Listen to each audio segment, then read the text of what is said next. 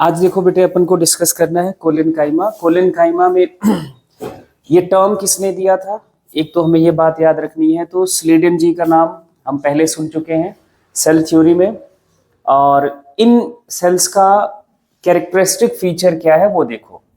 देखो हमने एक बात समझ ली है, जो हमारे मेरिस्टेमेटिक टिश्यूज हैं या मेरिस्टेम्स हमने पढ़े थे, एपिकल मेरिस्टेम या जिसमें हमें रूट एपिकल मेरिस्टेम और सूट एपिकल मेरिस्टेम। तो ये मेरिस्टेमेटिक टिश्यू ही कन्वर्ट होता है, डिफरेंशिएट होता है, मैच्योर होके ये कन्वर्ट होता है पैरेन्काइमा में। ये सीक्वेंस अब धीरे धीरे आपका ऐड करना है पैरेन्काइमा में। फिर पैरेन्काइमा और मैच्योर हो जाए और थोड़ा डिफरेंशिएट हो जाए तो ये कन्वर्ट हो जाता है कोलेनकाइमा में, कोलेनकाइमा। एंड कोलेनकाइमा में और चेंजेस हो जाए, मैच्योरेशन या डिफरेंशिएशन, यहाँ पे हम डिफरेंशिएशन वर्ड यूज करेंगे, है ना। डिफरेंशिएट होके ये चेंजेस होते हैं, और ये और फाइनल डिफरेंशिएशन इसको हम बोलेंगे। ये फाइनल डिफरेंशिएशन है, कोलेनकाइमा डिफरेंशिएट होगा तो ये कन्वर्ट हो जाएगा स्क्लेरेनकाइमा में। तो ये पूरा टिश्यू का ओरिजिन है। कोई टिश्यू अलग से नहीं बना है मेरिस्टेम से ही, क्योंकि आप मेरिस्टेम के बाद ही देखो, हमने सूट एपिकल मेरिस्टेम की बात करी थी, तो मेरिस्टेम से ही पूरा स्ट्रक्चर बनता है। सारे टिश्यूज मेरिस्टेम से ही बनते हैं, तो वो सेल्स तो वही उसी के है ना। तो वो कैसे डिफरेंशिएट होते हैं, तो सीक्वेंस आपको पता होना चाहिए। मेरिस्टेमेटिक पहले किसमें, पैरेन्काइमा, पैरेन्काइमा फिर किसमें, कोलेनकाइमा, कोलेनकाइमा फिर स्क्लेरेनकाइमा। आज हम डिस्कस कर रहे हैं कोलेनकाइमा। मतलब पैरेन्काइमा के जो कैरेक्टरिस्टिक्स आपने पढ़े थे वो अगर दिमाग में है तो ये बहुत इजीली समझ आ जाता है, क्योंकि बस थोड़ा सा चेंज है यहाँ पे, कुछ चेंजेस यहाँ पे और हो गए डिफरेंशिएशन की वजह से। क्या क्या कैरेक्टरिस्टिक्स हैं, पहला वर्ड ही ध्यान रखना है, लिविंग मैकेनिकल टिश्यू है। मींस कोलेनकाइमा, इसको हमने पढ़ा था कि ये लिविंग होते हैं। पैरेन्काइमा कैसे होते हैं, लिविंग होते हैं, ये भी लिविंग होते हैं, कोलेनकाइमा भी लिविंग होते हैं। अब आप इसमें ध्यान से सुनना, कोलेनकाइमा भी लिविंग होते हैं। अब इसके लिए वर्ड हम ये अलग थोड़ा सा या यूज करेंगे, जो यंग कोलेनकाइमा है, जस्ट बना हुआ जो कोलेनकाइमा है। जब ये कोलेनकाइमा मैच्योर हो जाएगा तब ये डेड हो जाता है। मैच्योर कोलेनकाइमा डेड हो जाता है, और मैच्योर कोलेनकाइमा के बाद जस्ट बनता है स्क्लेरेनकाइमा, और स्क्लेरेनकाइमा डेड ही होते हैं। इसमें कोई ऐसा कंफ्यूजन नहीं रखना है दिमाग में, ये डेड, इनके सेल्स जो होते हैं वो डेड होते हैं। कोलेनकाइमा में दो कंडीशंस आती है, इसमें कोई कंफ्यूजन नहीं है, ये सारे लिविंग कंडीशन में होते हैं। इनके दो कंडीशंस हैं, यंग एंड मैच्योर। ठीक है, ये आपको दिमाग में रखना है। तो इसलिए हमने यहाँ पे वर्ड यूज करा, जब ये डेड हो जाते हैं, मैच्योर हो जाते हैं, तो ये मैकेनिकल सपोर्ट प्रोवाइड करते हैं। लिविंग है तो हमने लिविंग वर्ड यूज करा, लिविंग मैकेनिकल टिश्यू है। ठीक है, किससे बने हैं, ये बना होता है मोर और लेस इलोंगेटेड सेल, मतलब ये सेल्स इलोंगेटेड होती हैं, ये थोड़ी बहुत छोटी या बड़ी ऐसे सेल से मिलकर बना होता है। इन पे डिपोजिशन, एडिशनल डिपोजिशन हो जाता है पेक्टिन का, सेलुलोज का और हेमीसेलुलोज का। इसके लिए वर्ड याद रखना है, एक टर्म लिखा जाएगा, कई बार ये आपको मिलेगा, पेक्टोसेलुलोज। क्या बोलते हैं इसको, पेक्टोसेलुलोज। ये पेक्टिन एंड सेलुलोज, हेमीसेलुलोज के लिए वर्ड यूज करा जाएगा, एक टर्म पेक्टोसेलुलोज। इन पे डिपोजिशन किसका एडिशनल हो गया है, पेक्टोसेलुलोज का, प्राइमरी सेल वॉल के अलावा, वो भी साइट इनका फिक्स है। And site is the corners of the cell, cell के कॉर्नर्स पर। इस पिक्चर को अगर ध्यान से देखो तो ये सेल के, देखो यहाँ कॉर्नर पे, यहाँ कॉर्नर पे, यहाँ कॉर्नर है, यहाँ जहां जहां सेल का कॉर्नर वाला रीजन होगा वहां वहां पे आपको ये डिपोजिशन देखने को मिलेगा। ये पेक्टोसेलुलोज का डिपोजिशन है, ये इसका वैक्यूल है, सेल का अपना वैक्यूल है ना, ये वैक्यूल हो गया। एंड देन ये जो डॉट्स आपको पेरिफेरल रीजन में दिख रहे हैं, that is a protoplasm. Protoplasm मतलब इनके सारे सेल ऑर्गेनेल्स यही होंगे, न्यूक्लियस यही होगा, सब कुछ इधर ही होगा। जैसे लेबलिंग में आप देखो तो यहाँ एक न्यूक्लियस दिखाया हुआ है है ना। एंड देन यहाँ पे एक सेल ऑर्गेनेल क्लोरोप्लास्ट दिखाया हुआ है एंड कॉर्नर्स पे ये थिकनिंग दिखाई हुई है। तो इनका स्पेसिफिक जो कैरेक्टर है that is a thickening that present at the corner of the cell. पूरे सेल वॉल पर यहां देखो पूरे रीजन पे थिकनिंग नहीं है, सिर्फ यहां कॉर्नर्स पे है, ठीक है। ये इनकी स्पेसिफिक फीचर है। इंटरसेलुलर स्पेसेस एब्सेंट होते हैं नॉर्मली। सेल्स के पास मोस्टली क्लोरोप्लास्ट प्रेजेंट होता है एंड क्लोरोप्लास्ट प्रेजेंट है तो ऑब्वियसली ये क्या करेगा, फोटोसिंथेसिस करेगा, फूड का फॉर्मेशन करेगा। Assimilate food when they contain chloroplast, जब इनके पास क्लोरोप्लास्ट होगा तब ये फोटोसिंथेसिस करता है।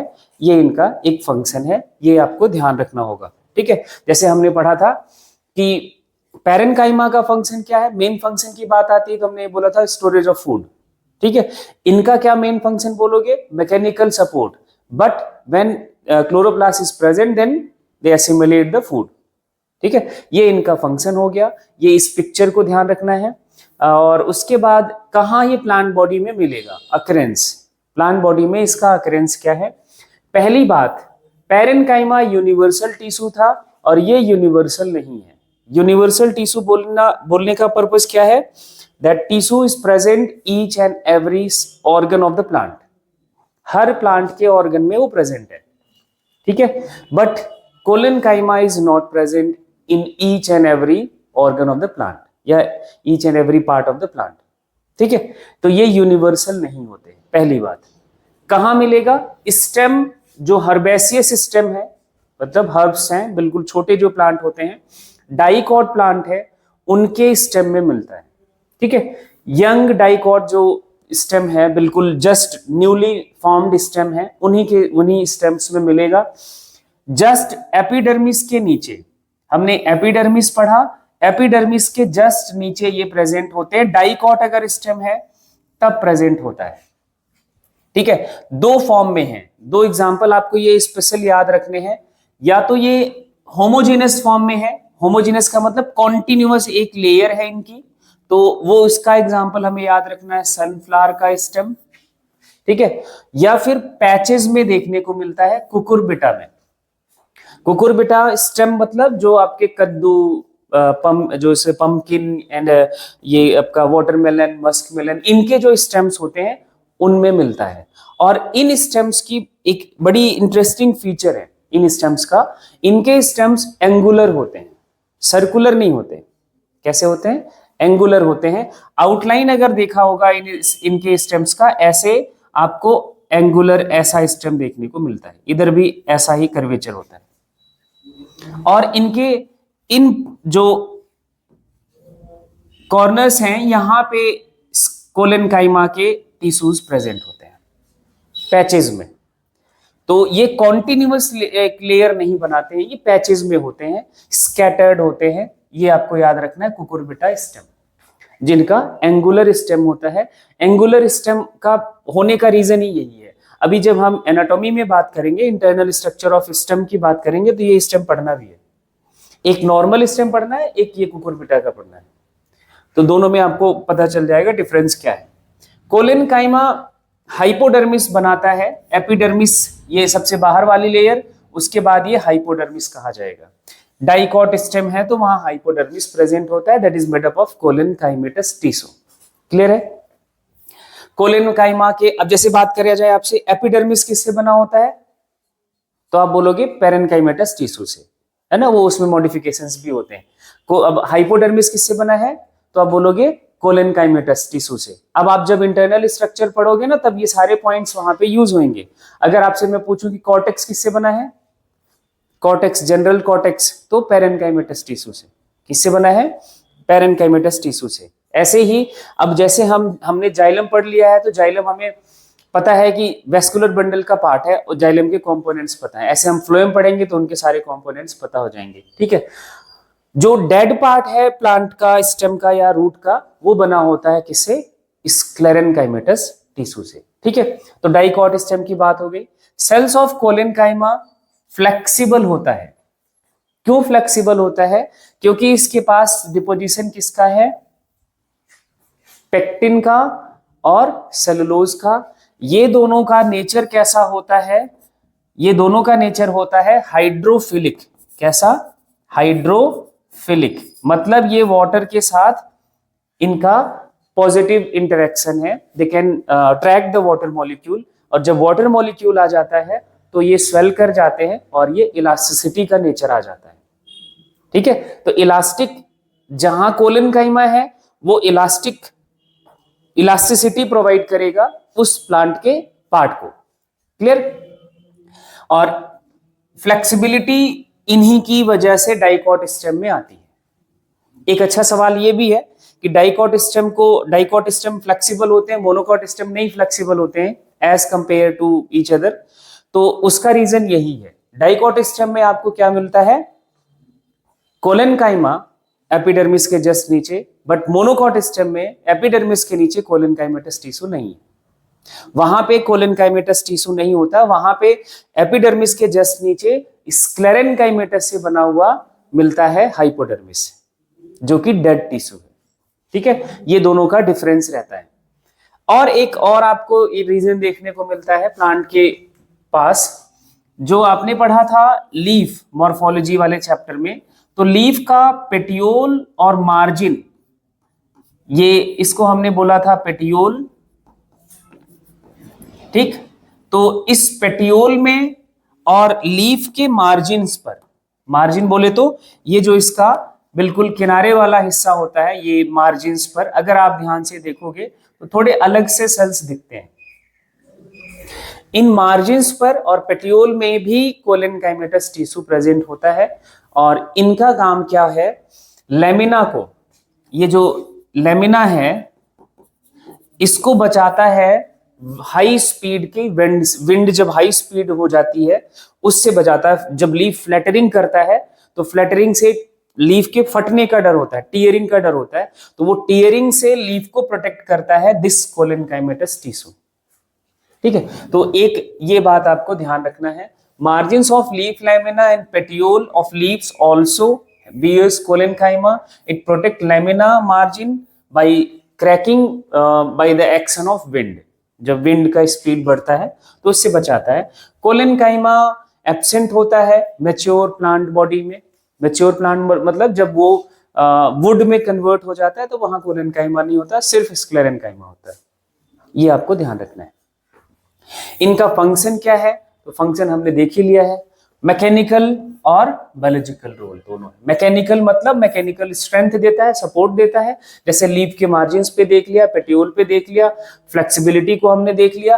बायोलॉजिकल रोल में हमने देख लिया कि इनके पास अगर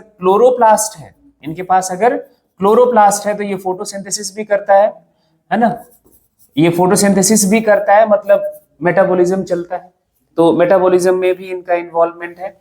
एंड मैकेनिकल सपोर्ट किसको? देखो यहाँ पे ये बड़ा इंपॉर्टेंट पार्ट है, ग्रोइंग पार्ट ऑफ प्लांट। जो प्लांट का पार्ट ग्रो कर रहा होता है, ग्रोइंग पार्ट, यंग पार्ट जो होता है, उसको मैकेनिकल सपोर्ट, क्योंकि ग्रोइंग पार्ट में स्क्लेरेनकाइमेटस टिश्यू नहीं बनेगा, वो मैच्योर पार्ट में होगा, लेकिन ग्रोइंग पार्ट को भी तो मैकेनिकल स्ट्रेंथ चाहिए ना, तो मैकेनिकल स्ट्रेंथ वहां पे ये देता है।